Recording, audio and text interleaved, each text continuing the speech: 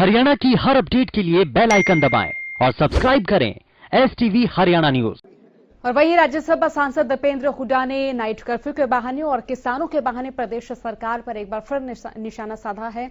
जानकारी दे दें, दीपेंद्र हुड्डा ने बढ़ रहे कोरोना मरीजों की संख्या के लिए सरकार को जिम्मेदार ठहराते हुए कहा कि कोरोना की दूसरी लहर में रात का कर्फ्यू लगाना ही मात्र समाधान नहीं है, बल्कि इसकी रोकथाम के लिए प्रदेश सरकार को अस्पतालों में बेड से लेकर लोगों की टेस्टिंग, दवाइयां और ऑक्सीजन का पूरा इंतजाम करना चाहिए। उन्होंने सरकार से आग्रह भी किया कि देश के दूसरे प्रदेशों में कोरोना रोकथाम की मिल रही कमियों से सरकार को सबक लेना चाहिए।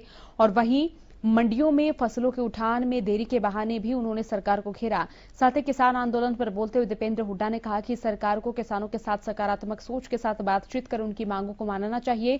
दीपेंद्र हुड्डा आज रोहतक शहर में आयोजित अंबेडकर जयंती के कई कार्यक्रमों में शिरकत करने पहुंचे थे।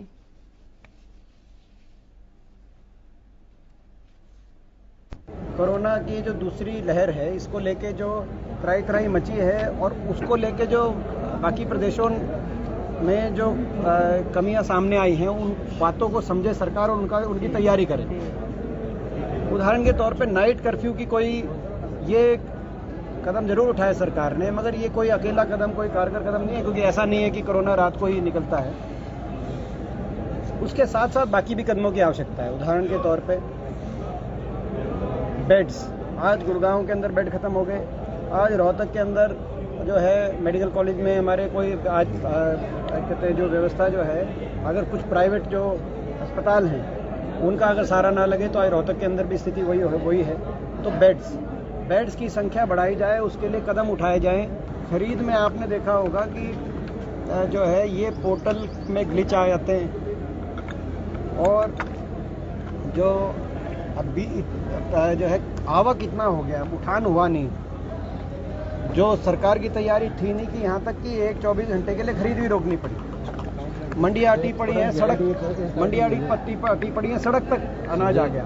तो ये सरकार किसान और मजदूर की इतनी विरोधी सरकार साबित हुई है कि जो है हर सीजन में बड़ी भारी चोट खरीद के समय प्रदेश के किसान को, मजदूर को पड़ती है।